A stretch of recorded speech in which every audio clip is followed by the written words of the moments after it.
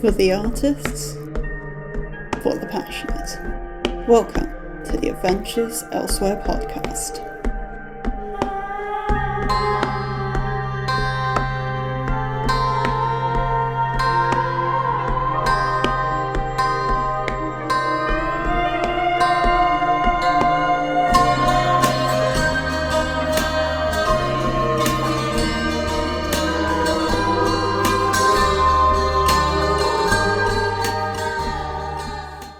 Hello everyone and welcome back to the Adventures Elsewhere podcast. I am your host Jade Black, and today I'm talking about writing microfiction because this is something I've been doing a lot of lately.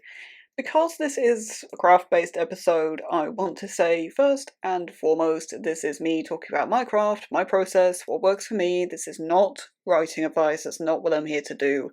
I'm just here to talk about creativity and art and fun stuff and passion and all of those things that us writers love. That's the deal. So, I feel like the first thing I should do here is define what I mean by microfiction. I'm talking about stuff that's like up to 250, 300 words. Maybe like less. As of late, I've been writing stuff that's probably under 100 words. There's a debate around what classes is microfiction. Some say microfiction is up to 500 words. I disagree with that. Really, I think 250, 300 is the max on microfiction, personally, but I'm not here to start a flame war in the comments, so don't, please. So if you're looking to find microfiction prompts, Microcosms is a really good one to find. They upload their, they do prompts weekly, they upload that on Sundays? Either Saturdays or Sundays, I think. And that is a rolling weekly competition, and there is a monetary prize if you're interested in that. I mean, you don't have to enter the prize, you could still use those prompts as a basis for something if you're just looking for a quick, dirty idea, to be honest, as much as anything else.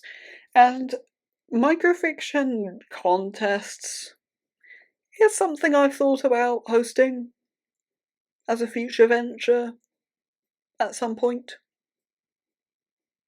Just putting that out there as an idea. And the reason that microfiction I feel is worth talking about is because there's a huge overlap with pitches.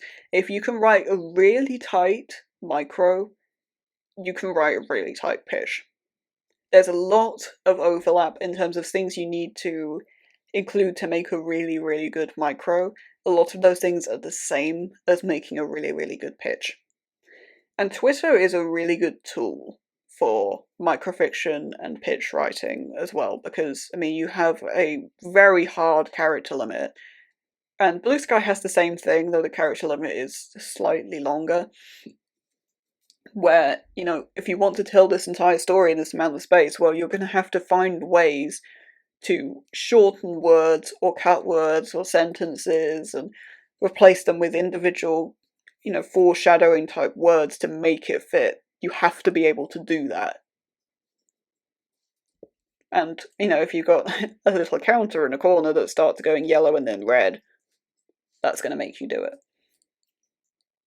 So one of the things with microfiction that is probably the hardest thing to do is get stakes in. But, you know, every story needs stakes of some kind. Even if it's very low stakes, cozy, you know, you still need something in there, or at least the illusion of stakes. And the way that I find works really well with this in really any fiction, but microfiction in particular, is atmosphere. Atmosphere is absolutely MVP on this one. Having a good amount of just one atmospheric line towards the start of your microfiction, for me, that really works as a way of setting the scene. So, not necessarily the describing the weather thing, not necessarily that. I mean, it can be that, and I think that can be really well done, and it's something that's shit on way too much, personally. But you can still do that by describing for example, candlelight, like more of a sort of scene setter, atmospheric scene setter line, I guess. And this isn't the point that I planned to get to now, but guess I'm doing it. Description in microfiction. Description is basically a no-go in microfiction. And that's probably one of the reasons why I love micro so much, is that you don't really have space to describe things, particularly if you're doing Twitter tweet length microfiction, you don't have the space. So you might have a couple of, the atmospheric opening line might have a couple of descriptors. That it might be a bit of a description line, but that's like the one line you'll get, and it might be more like half a line of actual description.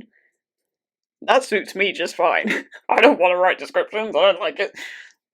When you get into longer micros, as in more like 250, 300 words, description does come into play a little bit, but it has to be super, super minimalist, because if it's not, then you end up with half a micro of description, then, well, where's your story at that point? That's not...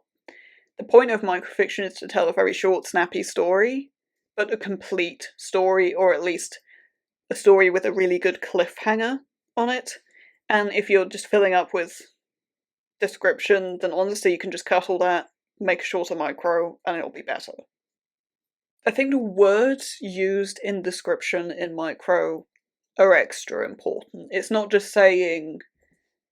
It's not necessarily just describing something as blue, but as azure. Instead, like, being specific and making sure you use the right words for description in micro, I think you really maximize every single word in micro in a way that you don't necessarily want to do in longer form. With longer form, sometimes you want to be a bit more vague, whereas in micro, generally speaking, you don't really want to do that in the same way, or at least I don't feel like I do. I mean, I think lyrical prose as well in micro is something that's very hard to achieve, and maybe should be strayed away from. And this is, I think, a debate with dialogue as well. With dialogue in micro, dialogue takes up a lot of space because you have to write it naturalistically, and people use excess words when they talk a lot of the time. So with dialogue, the safest thing to do with micro really is to just avoid it completely. And if you're writing a really short micro, then you probably don't really have space for it anyway. The other way to do it is to go all in and have it as just a dialogue micro. And I love those. I love doing those. But trying to get a conversation and prose in a micro can be really quite hard, especially if you're talking the really, really short ones. I think the other thing you can do with micro really well is have it as the first line or the last line. So the last line can make a really good cliffhanger micro, and the first line can be that atmospheric scene setter line as well. That can work really, really well, but it's definitely a skill that you have to hone in micro. Something like stakes, and once you understand how important atmosphere and how to get that in a micro, it's actually very easy to do. Something like dialogue takes a lot more work to make work for micro, at least in my experience. And I think the last line of a micro is probably the most important one, because this is where you put the twist in a micro, at least in a really, really short one. I mean, when I keep alluding to the really, really short ones, but that's what I've been doing lately, is micros that are probably 100 word max. And generally speaking, your twist is going to go last line or penultimate line in that, because, I mean, there's not time before that to set up a twist as much as anything else. And you ending on a cliffhanger in a micro can be super, super effective as well. I think that's somehow more effective in a micro than anywhere else. Because micros really, as much as they are about telling a super compact, super tight story, they're a lot about vibes as well. And having a cliffhanger end to a vibey piece can be super, super cool. And if you're looking to try micro out for the first time, there are certain genres that are really suited to micro. So, thriller, mystery, and horror, to me, are the big three that are really, really good for micro. Because those genres, I mean, if you look at, actual published books, they're shorter anyway. So, shorter books shrink that to micro, it's going to work better than, say, fantasy and sci-fi in micro is really, really hard because you need more description and you need to tell people more of what's going on in sci-fi and fantasy. I mean, with sci-fi, I think it's debatable because you can say something like, oh, I stirred my watch screen, and people will just deal with that in sci-fi. And, I mean, you could say, I cast a spell in fantasy, but that feels cumbersome. Whereas in fantasy, it's more about the trails of green energy wound around the scepter, and you don't have space for that in a micro. Unless you're writing a longer micro, you don't have the space for that. It's really hard to write a complete fantasy story in a micro, and now, goddammit, I want to do it and see if I can. That might be a project for today. It's chill day today, I might do that. But going back to genres that are well suited to micro, something like thriller, because thriller scenes as well in long form are short.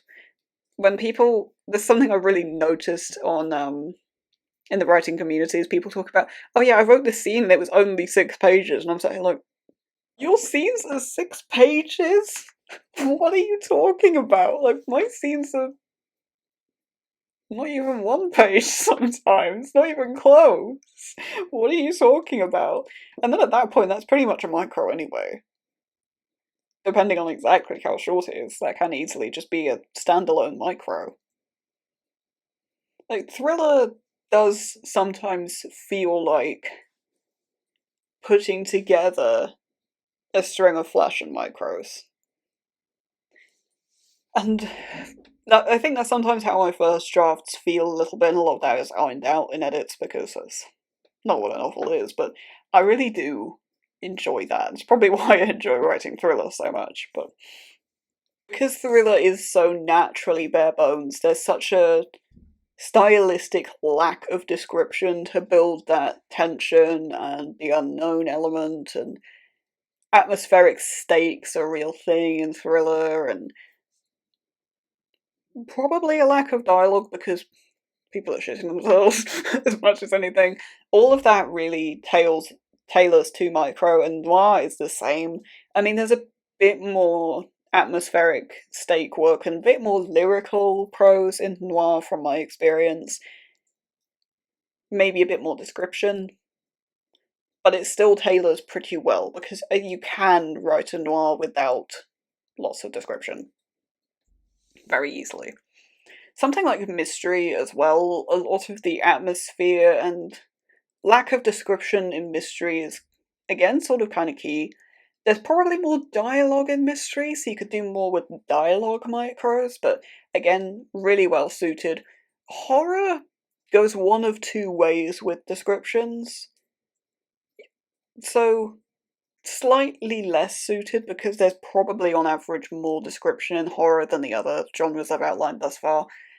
But it's still really easy to make just a really terrifying, really short scene. And I almost think it's easier to do that in a really, really short space than a super long one, because the danger and a trap that a lot of horror falls into is writing scenes that are supposed to be scary that are just thousands and thousands and thousands of words of description just get boring. And the stakes get taken out because there's too much description and too much build up. Because there is a line with build-up where, yes, lots of build-up is necessary sometimes for something that's really dramatic or really important, but if there's too much, then it's too much. And it's a very hard balance to strike. A couple of other genres that I feel are well suited to micro are comedy and romance. Comedy is a really hard genre. So starting with small pieces and working your way up, I think is probably a really good way of tailoring that skill, and that is something that at some point I do want to work on. Like, I'm ever going to write a full comedy project. Well, I would like to do that, I just don't know where that would fit within the world I have. Like, there's a lot of comedy within it. Like, there are some really quite long comic scenes in Miss Nakagami, and even in Snakebite there are definite comedic moments. And that's going to happen in As Seen on Stage as well. I can see there being quite a lot of comedy in that. But writing a straight comedy is an entirely different beast. That's something that I think is worth considering as a comedy honer. Writing a full comedic micro is something I haven't done, but I would like to do. Generally what I've done when it comes to comedy micros is I've built it up in a similar way to how I would with a thriller and then thrown the comedic twist at the end, and that seems to work pretty well. Romance micros are something that I've actually done quite a lot of in my time. And this was something I did when I was really trying to hone my skills at romance before tackling Penstemon, because originally I thought Penstemon was just going to be a straight romance, as opposed to a romantic thriller. So I wanted to spend some time honing how to write, I guess, intimacy more than necessarily romance, or just try and get the vibe of romance in not thrillers, in micro and flash first. And hey, it worked really well for me. And something like trying to get a romantic vibe in a micro, that's really fun to do. And just, again, it sort of lends to Fade to Black sex really nicely, as well as the sort of the build-up to the first move. That can be a really nice way, and really fun micro exercise as well. I think that's about all I have for now. I have thoughts in the future about doing an episode more about, similar to this, but for Flash instead, because that's something I've done a lot of in my time, and potentially shorts as well. So if that's something you're interested in, let me know. It might happen anyway, who knows. Before we let you go, let's do the plugs real quick. If you are published or on the way, please do get in touch. You can do that via email, that is jade42black@gmail.com. There is a list of things I want to know in the description. Please read that first and include it in your initial contact so I don't have to give automatic no's, because that's crap for everybody. Indie and self-pub, you are the people I want to hear from the most. If you're trad pub, that doesn't necessarily mean I won't talk to you. It doesn't have to be adult fiction, it doesn't have to be a novel, novellas are more than welcome, it doesn't have to be a particular genre, it doesn't have to be new, doesn't have to be out yet, whatever. Bring it in, let's see what we can do. If you're looking to find me and my adventures elsewhere, have I done that on this podcast until now? Have I resisted that long? Who knows? In any case, if you're looking to find the home of the podcast, that is Instagram, jade_black21. On Instagram, you'll find advance notice of what episodes are, little soundbite teaser reels, all of those sorts of things, and more as I experiment. If you're looking for the home of my writing, and perhaps to see some of my microfictions, because that's where most of them are these days, that's Twitter, jadeblack21.